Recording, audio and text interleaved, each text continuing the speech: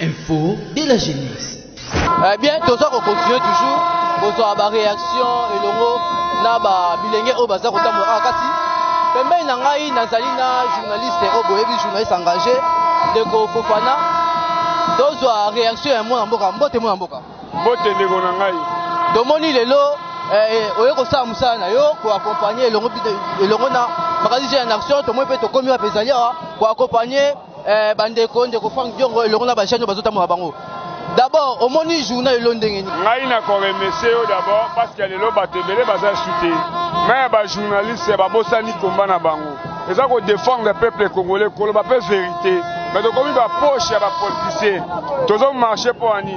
Tozo marcher pour na kotala bato baza na cour constitutionnelle o esengeli ba lobela biso. O esengeli ba défendre le terrain na biso. Ba osala ngote. Comme on appelle ba politicien ko kende kango to longoli Joseph Kabila po boya to sepela to mela santé za la bien classe za la bien. Soko tali mama emo état critique. Soko tali banzela état critique. Mais comment mboka wema bambonge bunga ka ba mota. Avec Joseph Kabila babonge bunga ebele arrivé à Félix na pouvoir 15 millions de dollars. Pas même une année. Dans 6 mois. Mais aux hommes, tout le monde va Franck Diongo. Tout ce na combat pour Ani. Azan attachement na peuple congolais. Lelo Etienne Tshisekedi Koufi, mais bato ba bien leadership. Aux hommes derrière ngai, full moko ya kosakanate. Mais tout ba politicien moko o kana bazaka pona ko lia mbongo, ko bala basi, ko sala ba fête. Comment yo ko bala mwasi mbongo ebele, ko sala fête ya makasi, mais peuple za nzala. Peuple za ezo ta mama ye mondenge ça. Oto barake ba politicien mingi ba travailler pour na bien na bango. Mais oui, pour ba intérêt na bango. parce que yo ke pour na peuple. Tout ça ba parti politique oyo secrétaire général a ebanité. Oko sera président na bimi ministre. Parti na ye ba lobela ngote. Ta Franck Diongo. Artisan en siège. Auti prison akangama pour na peuple congolais. Bakanga pour na moi cité. Mais pour nini dans tout na Félix auto accompagner na combat. Président o lelo bato ba yebi maman na ye ba yebi papa na ye. Bato ba lingaki papa na yo te.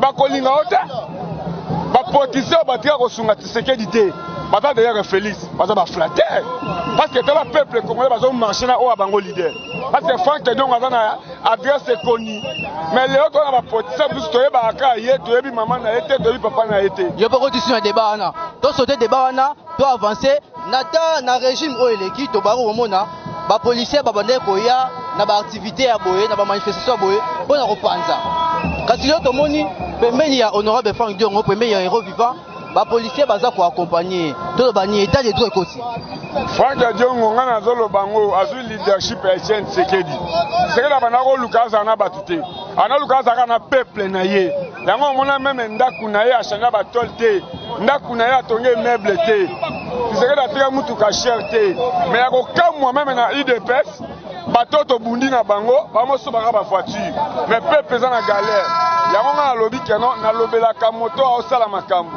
honorable Franck Diongo omoni attachement na ye omoni le peuple za derrière ye qu'il soit qui plaît qu'il neige le peuple gagne toujours ndeko simu kenda loba ata okosi ata obaluki peuple baganyaka ete pour tirer dans le bar que non le peuple gagne toujours nana nima reconnaît nanga kotanga kombo ya moto musu na munoko na ye ma travers détermination ya peuple ata banaka mukolo ngwa pas bimisa comme Félix Tshisekedi des problème mais quand même bima bato ba moni Kabila comme Shawama yango to Félix Tshisekedi a un soutien à tout le monde mais il faut azala mobali ndenga la kisaki biso na retour ya Addis Abeba ndenga azali na détermination ndenga ba ma passeport lelo avec la présidence entourage na ye eza mobuyu yango zo mo ata communication na ye ezo marché te pe na ko remercier major o lelo azo sécuriser Franck Diongo o azo sécuriser peuple depuis to tamboli na yo to yibiwa omoni naza porte monnaie na ngeza awa na mona sika keite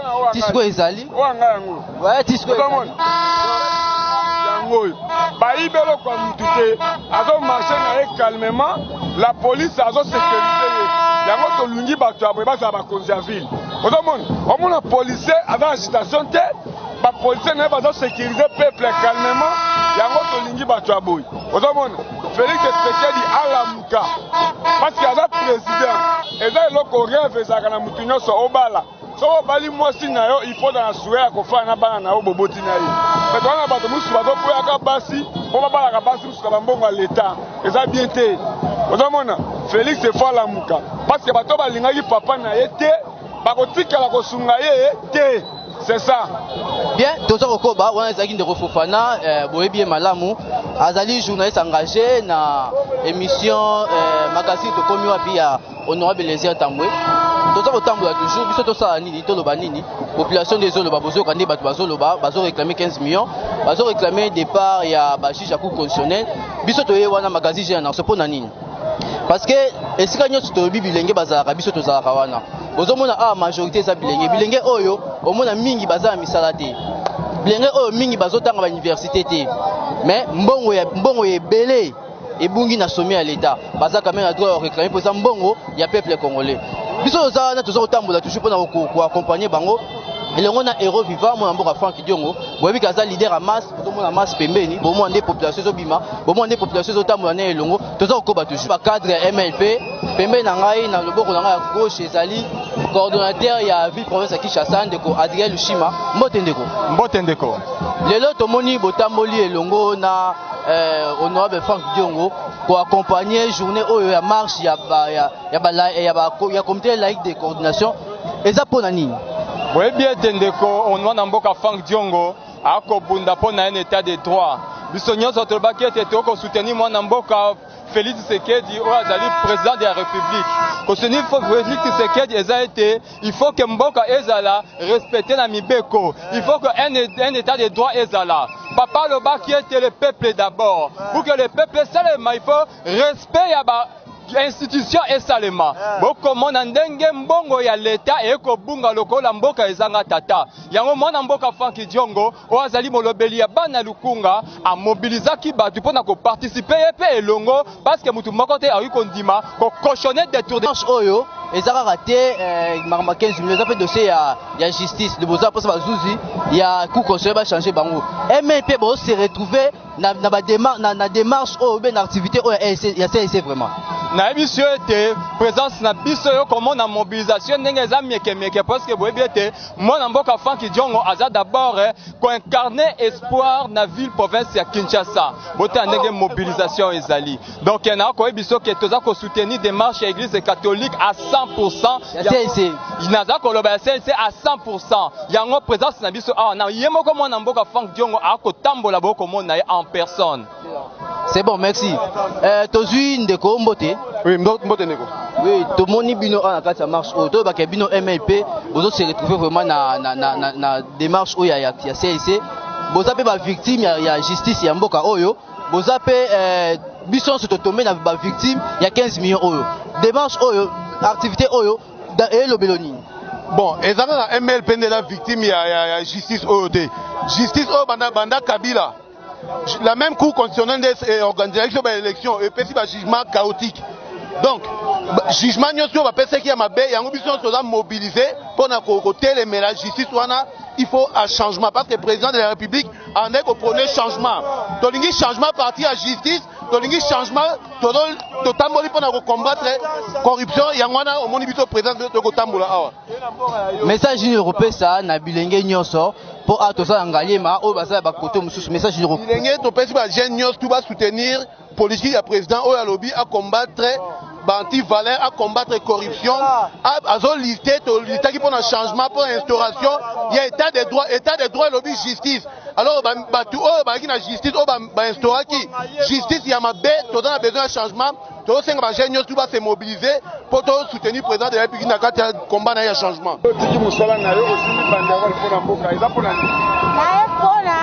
Pour réclamer mbongo oyo ebungi na kesi ya leta tozoya baplace mbongo ekei te tozoka kaka 15 millions ebungi na kesi ya leta yango to peuple azoreklame mbongo wana ifo ezonga parce que eza mbongo na biso ya peuple oyo kosala misala na kati ya mboka mbeti na onga naye kotambola na nzela lelo nasepeli mpo mwana mboka Frank Diongo ezali mutu oyo apesaka population courage oyo atalisaka biso nzela ye nayebisaka biso ke botelema po toyeba oyo nyonso toza yango mposa bosenga na mboka. Une grande journée comme celle-ci, nous sommes dans la rue pour réclamer que la justice soit faite dans notre nation. Et surtout, que la corruption soit bannie à jamais. Que la corruption soit bannie à jamais. Que les injustices soient bannies à jamais. Et c'est pour cela que nous recommandons également à l'État congolais de changer le juge. Les 9 juges qui se trouvent à la Cour constitutionnelle nous ont fait la honte de tout un peuple, la honte de toute une grande nation comme la RDC. Nous les avons vus valider les députés nationaux. Les mêmes personnes, ils invalident les députés nationaux. Les mêmes personnes, ils les valident encore. Alors nous nous posons la question, lequel de ces 3 jugements le peuple congolais peut considérer? Raison pour laquelle le peuple, à travers cette marche, réclame le départ de ces 9 juges. Et nous disons ceci, aussi longtemps que l'injustice sera institutionnalisée dans notre pays, la corruption institutionnalisée dans notre pays, nous serons toujours dans la rue pour réclamer l'intérêt de la population. Voilà pourquoi vous voyez Franck Diongo, et aujourd'hui, nous, ces lieutenants, nous sommes dans la rue, y compris le peuple congolais qui a besoin que son argent soit restitué dans la caisse de l'État. Combien? 15 millions de dollars.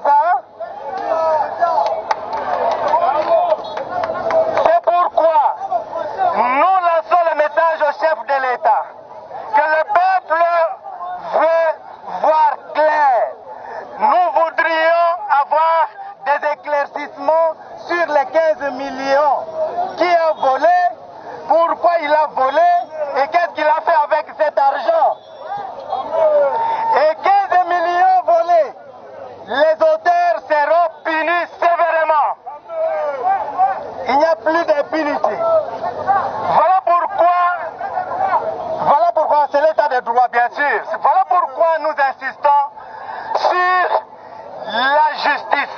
La bonne administration de la justice commence par l'audition de ces auteurs, ceux qui ont volé. Les juges constitutionnels, est-ce que vous voulez que les juges continuent encore? Non. Vous voulez que les juges continuent? Non. Désormais, ils sont réputés démissionnaires.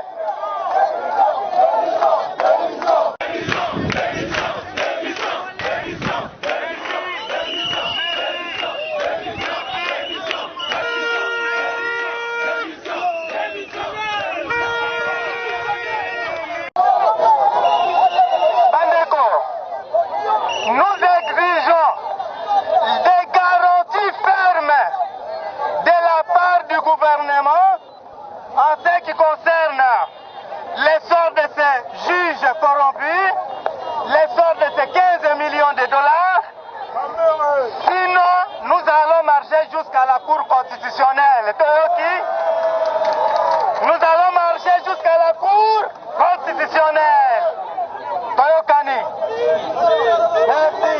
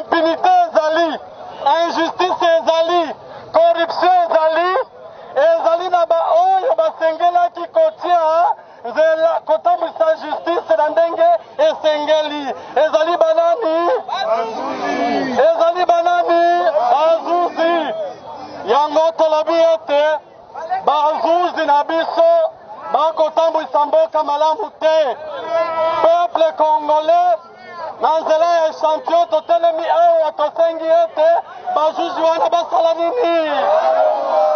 Basala nini? Eloko mususu tola.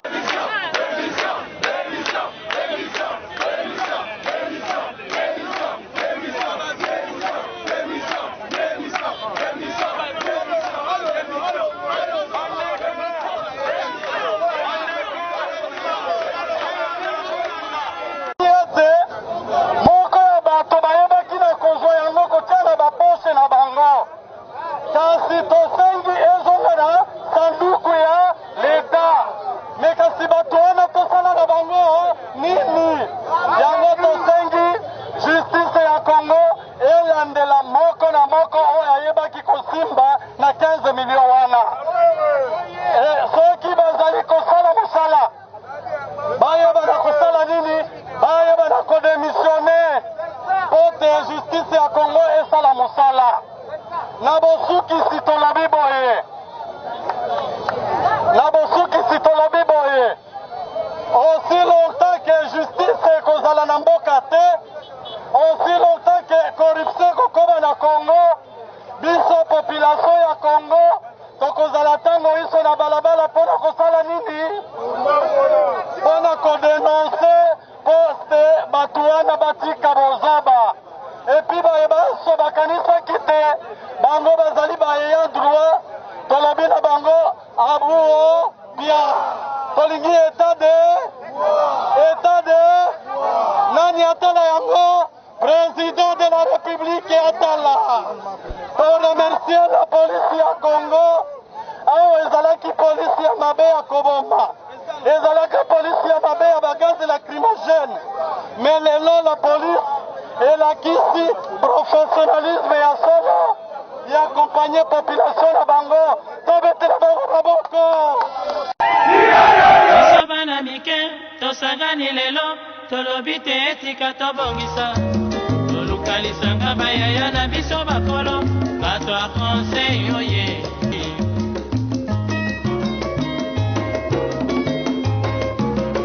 kobongisa mboka eponi motu te moto nyonso na mosala aha